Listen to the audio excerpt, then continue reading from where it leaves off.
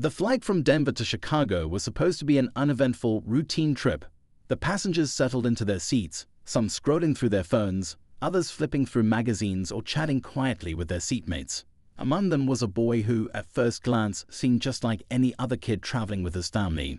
He sat quietly by the window, his gaze fixed on the clouds outside, his small backpack tucked neatly under the seat in front of him. But as the flight climbed higher, a strange tension began to ripple through the cabin crew. It wasn't immediate or obvious, but it grew like a subtle shift in the air. Emma, one of the flight attendants with over a decade of experience, noticed it first. There was something about the boy, something she couldn't quite put her finger on. He wasn't misbehaving or drawing attention to himself. In fact, he was unusually quiet for someone his age. But there was an odd energy about him, an uneasiness that made her glance his way more often than she normally would. It was during the routine drink service that Emma's sense of unease deepened. As she offered a can of soda to the boy's mother, she noticed the woman was unusually tense. Her smile didn't reach her eyes, and she clutched the armrest tightly, as if bracing herself. The boy didn't say a word, just nodded politely when asked if he wanted anything. He was polite, too polite, Emma thought. Something about his demeanor didn't match his age. Emma wasn't the only one who noticed. Mark, the senior flight attendant, caught her eye as he passed by and gave her a subtle nod. It was that unspoken way of signaling that something wasn't quite right. But what? Emma tried to shake it off. Maybe she was overthinking it. After all, flights were stressful, especially for families with children. Maybe the mother was just nervous about flying, and the boy was picking up on her energy. As the hours passed, Emma and Mark exchanged quiet observations. The boy didn't fidget, didn't ask to use the restroom, didn't even glance at the in-flight entertainment. He just sat there, staring out the window with an intensity that seemed almost unnatural. And then there was his posture. His feet were planted firmly on the floor, but there was something off about them, something Emma couldn't quite place. Finally, during a lull in the service, Emma decided to take a closer look. She approached the boy under the guise of offering a blanket. As she leaned down to hand it to him, her eyes drifted to his feet, and that's when she saw it. Her breath caught in her throat, and she had to steady herself against the seat back. She stepped away quickly, her mind racing. She caught Mark's eye again and motioned for him to join her in the galley. "What's wrong?" Mark asked, his voice low but urgent. "It's his feet," Emma whispered, her voice trembling. They're not normal. I can't explain it, but there's something wrong." Mark frowned, glancing toward the boy's seat. "What do you mean?" "Like a deformity." "No," Emma said, shaking her head. "It's not that. It's something else. You need to see for yourself." Mark didn't hesitate. He walked back to the boys' row, pretending to check on passengers as he passed. A moment later, he returned to the galley, his face pale. "We need to tell the pilot," he said, his voice barely above a whisper. Emma nodded, her heart pounding. Whatever was happening, it was beyond anything she had ever encountered in her years of flying. Together, they made their way to the cockpit, that unease growing with every step. What they didn't know was that the decision to speak up would set off a chain of events that no one on that flight could have anticipated. And as the plane soared thousands of feet above the ground, a question lingered in the air. Who or what was the boy sitting in seat 12A? The cockpit was a quiet, focused space, with the steady hum of the engines and the faint crackle of radio chatter filling the air. Captain Donnelly and First Officer Hayes were deep in their routine checks when Emma and Mark knocked softly on the door. The interruption wasn't entirely unusual. Flight attendants occasionally came in with updates or passenger concerns, but something about the way Emma's face looked made Captain Donnelly sit up straighter. "What's going on?" he asked, his voice calm but laced with curiosity. Emma hesitated, glancing at Mark for support. He cleared his throat and stepped forward. "Captain, we've noticed something unusual about one of the passengers." Captain Donnelly frowned. "Unusual how?" Mark took a breath, lowering his voice. "It's a young boy. There's something off about him. Emma noticed it first, but I saw it too. His feet." "His feet?" First Officer Hayes interrupted, his tone skeptical. "What about them? They don't look normal," Emma said cautiously. She struggled to find the right words, not wanting to sound ridiculous. "I don't know how to explain it, but they don't look like they belong to a human child." The cockpit fell silent. Captain Donnelly exchanged a glance with Hayes, who raised an eyebrow but said nothing. The captain leaned back in his seat, studying Emma and Mark. "You sure about this?" Emma nodded.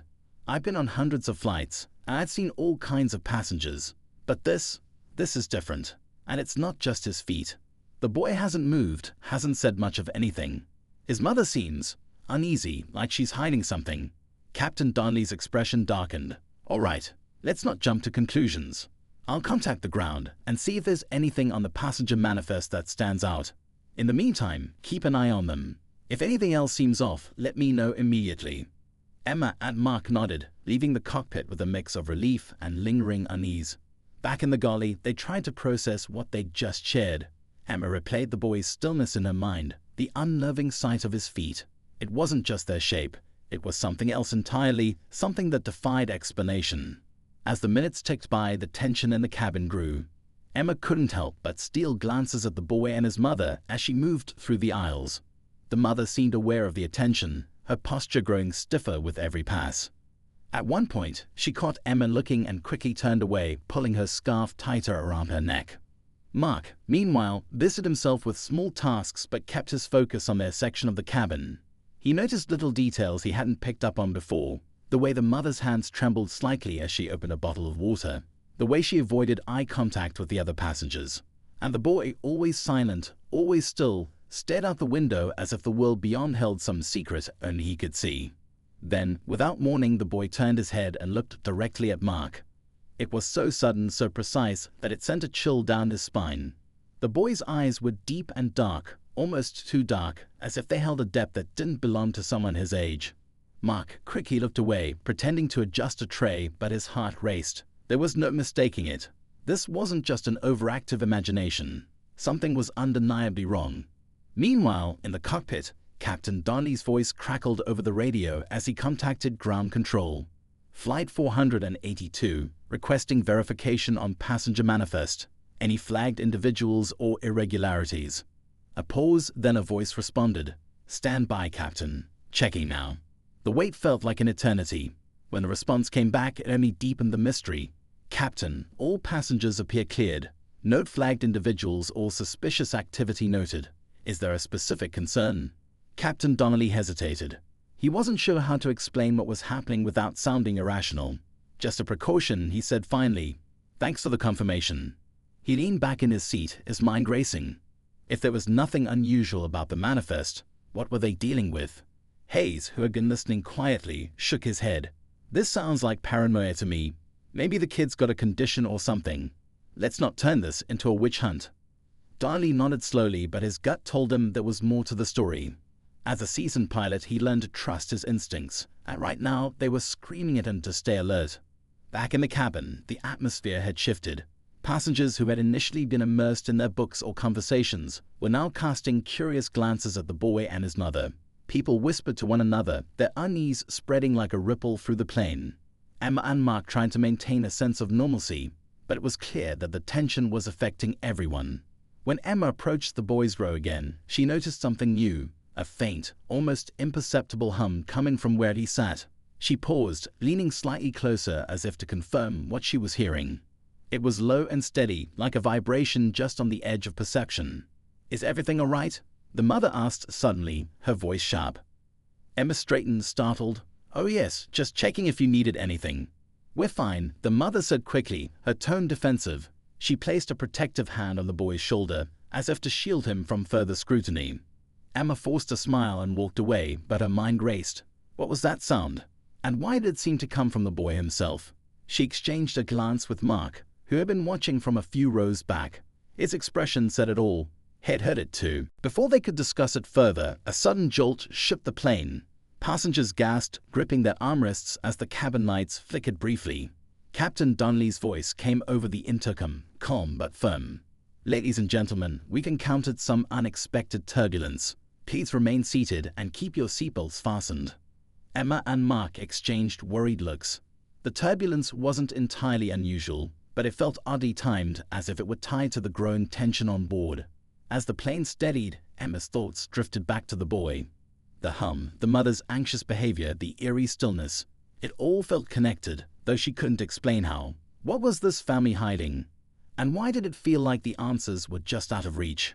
She took a deep breath, forcing herself to focus. Whatever was happening, they needed to stay calm and handle it professionally. But as the minutes dragged on, the feeling that something was terribly, deeply wrong refused to leave her. And then, just as she began to wonder if she was imagining things, the boy moved.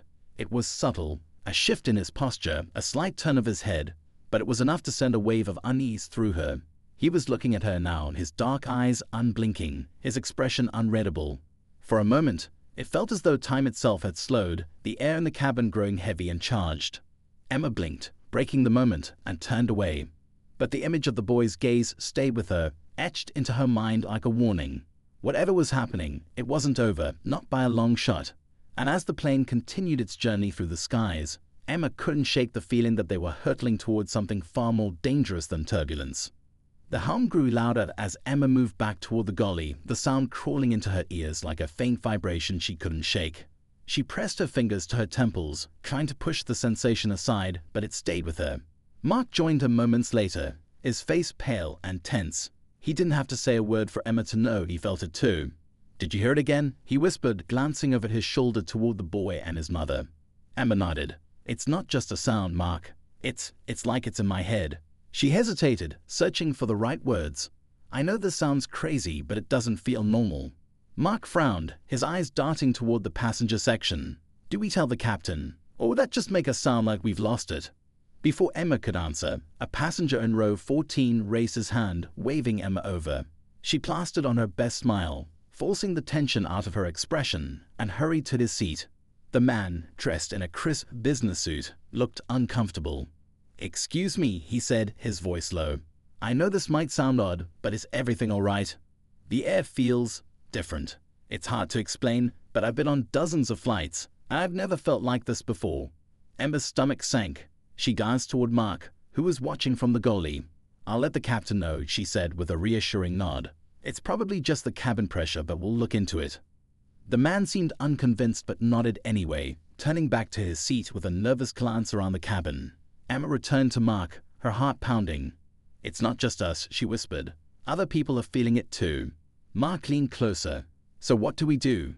We can't just stand around waiting for something to happen." Emma took a deep breath. "Let's start with the captain. He needs to know what's going on." As they headed back toward the cockpit, Emma couldn't help but glance at the boy one more time. He was still sitting perfectly still, his face expressionless, his eyes fixed on the seat in front of him. The hum seemed to pulse around them like an invisible force, growing stronger the closer she got. The mother noticed her looking and tightened her grip on the boy's shoulder, her eyes narrowing in a silent warning. Emma quickly turned away, her pulse racing. In the cockpit, Captain Donnelly listened as Emma and Mark relayed their concerns, his brow furrowed as he processed their words. "So you're telling me there's a strange hum in the cabin, and it's affecting more than just the crew?" Emma nodded. "At least one passenger has mentioned it, but I'm sure others are feeling it too. And it's not just the hum, Captain. That boy, there's something not right about him. I can't explain it, but you can feel it when you're near him." Donnelly exchanged a glance with Hayes, who still looked skeptical but remained silent. The captain leaned forward, his expression serious. "All right, we need to stay calm and professional. We can't afford to panic anyone. Hayes, check the systems again. See if there's anything unusual with the cabin pressure or electrical systems. Emma, Mark, keep monitoring the passengers. If anything changes, I want to know immediately." Emma and Mark nodded, returning to the cabin with a renewed sense of purpose. But as the minutes ticked by, the hum only grew stronger, vibrating through the plane like an unspoken threat. Passengers began shifting uncomfortably in their seats, that unease spreading like wildfire. A woman in row 22 pressed her call button, her face pale and drawn. Emma hurried to her side. "Is everything all right, ma'am?" The woman shook her head, clutching a blanket around her shoulders. "I feel strange, like something's pressing down on me. My heart's racing, and I can't seem to catch my breath." Emma crouched beside her, doing her best to offer comfort. "It's okay. Sometimes the altitude can affect people differently. Try taking slow, deep breaths. I'll bring you some water." As she walked back to the galley, Emma caught sight of a man in the aisle, his face twisted with frustration as he argued with his seatmate. The tension in the cabin was reaching a breaking point, the unease taking hold of everyone on board. Even the usually cheerful hum of conversation had faded, replaced by a heavy, oppressive silence. Mark appeared at her side, his expression grim. "It's getting worse," he muttered. "People are on edge, and it feels like something's about to snap." Emma nodded, her eyes darting toward the boy again. He hadn't moved an inch, but the hum seemed to pulse around him like a living thing. She couldn't shake the feeling that he was at the center of it all, the eye of a growing storm. And then, without warning, the boy stood up. It was a small, simple motion, but it sent a wave of shock through the cabin. Passengers turned to look, their expressions a mix of curiosity and fear. The boy didn't say a word, his movements deliberate and unhurried as he stepped into the aisle. His mother tried to stop him, her hand reaching out to pull him back, but he shook her off with surprising strength. Emma and Mark froze, their eyes locked on the boy as he began walking toward the front of the plane. The hum grew louder with every step, a deep, resonant sound that seemed to vibrate through their very bones. Passengers whispered nervously, their voices barely audible over the growing noise. Emma's heart pounded as she stepped into the aisle, blocking the boy's path. "Excuse me, sweetheart," she said, her voice trembling despite her best efforts to sound calm. "You need to stay in your seat." The boy looked up at her, his dark eyes unreadable. For a moment, it felt as though the hum itself was staring back at her, a presence she couldn't explain. And then he spoke, his voice low and steady. "It's time."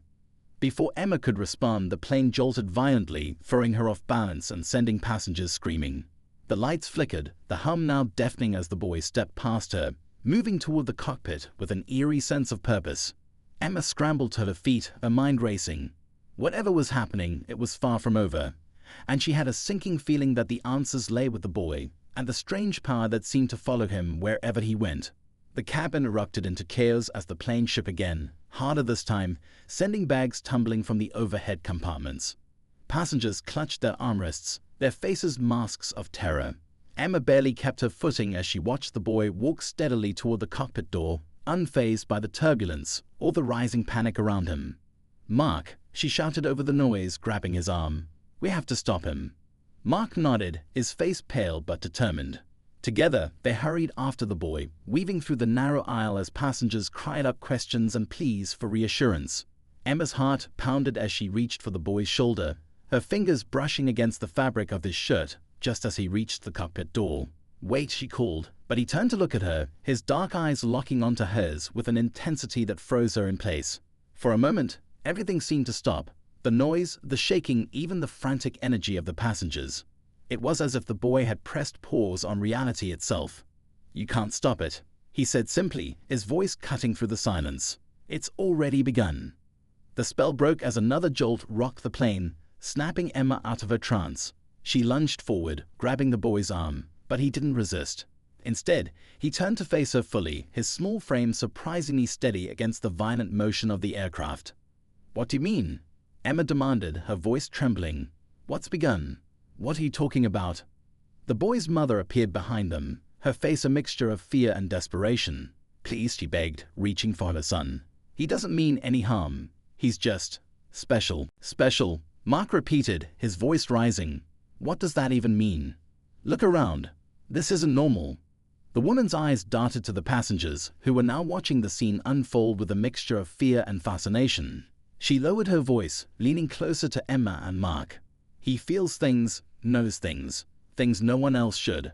I don't understand it, but you have to trust me. He's trying to help." Emma stared at the woman, her mind racing. Help? How could a child possibly help in a situation like this? And yet, there was something in the mother's voice, a quiet, desperate conviction that made Emma hesitate. Before she could respond, the boy slipped free of her grip and pressed his hand against the cockpit door. "Stop," Mark shouted, but it was too late. The door clicked open, and the boy stepped inside. Emma and Mark followed, their breaths coming in short gasps as they entered the confined space of the cockpit. Captain Donnelly and Hayes turned in their seats, their expressions a mix of shock and confusion as they took in the sight of the boy standing there, calm and composed amidst the chaos. "What's going on?" Donnelly demanded, his voice sharp. "Who let him in here?" Before Emma or Mark could respond, the boy raised his hand, pointing toward the horizon. "You need to land," he said, his voice steady despite the growing turbulence. "Now."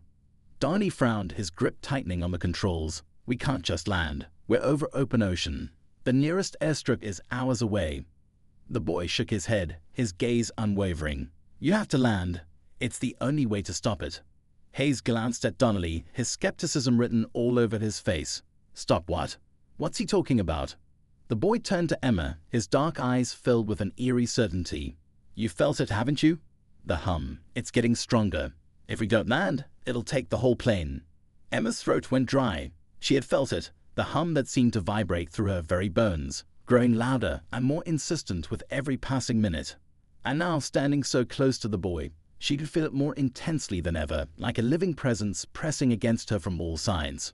"What happens if we don't land?" she asked, her voice barely above a whisper. The boy's gaze didn't waver. "It won't let us leave." Donnelly slammed a hand on the console, his frustration boiling over. "Enough. I don't know what's going on here, but I'm the one flying this plane, and we're not landing unless I say so." The boy stepped closer, his small frame somehow commanding the room. "It's not about what you say," he said quietly. "It's about what it wants." The words sent a chill down Emma's spine. She looked at Mark, who seemed just as shaken, and then back at the boy. "What is it?" she asked. "What does it want?" The boy didn't answer right away. Instead, he turned to the cockpit window, staring out at the endless expanse of sky and ocean beyond. "It's not from here," he said finally, "and it's angry." The plane jolted again, harder this time, and alarms blared on the console. Hayes scrambled to silence them, his hands flying over the controls. "Captain, we're losing altitude," he said, his voice tight with panic. "I don't know what's causing it, but we're dropping fast." Donnelly's face was grim as he fought to regain control of the plane. "Passengers need to be secured," he said, his voice clipped. "Get back to the cabin and make sure everyone's strapped in. Now." Emma and Mark hesitated, their eyes on the boy, who stood unmoving in the middle of the cockpit. "What about him?" Mark asked. Donnelly glanced at the boy, his jaw tightening. "Take him with you. I don't care what his deal is, but he doesn't belong up here." Emma reached for the boy's arm, but he pulled away, his gaze still fixed on the horizon. "It's coming," he said, his voice barely audible over the alarms. "And it won't stop until we land." Before Emma could process his words, the plane lurched violently to the side, throwing everyone off balance. The cockpit filled with the sounds of warning sirens and frantic shouts as Donnelly and Hayes fought to stabilize the aircraft. Emma grabbed onto the nearest seat, her heart pounding as the boy turned to her, his expression calm but urgent. "You have to trust me," he said. "It's the only way."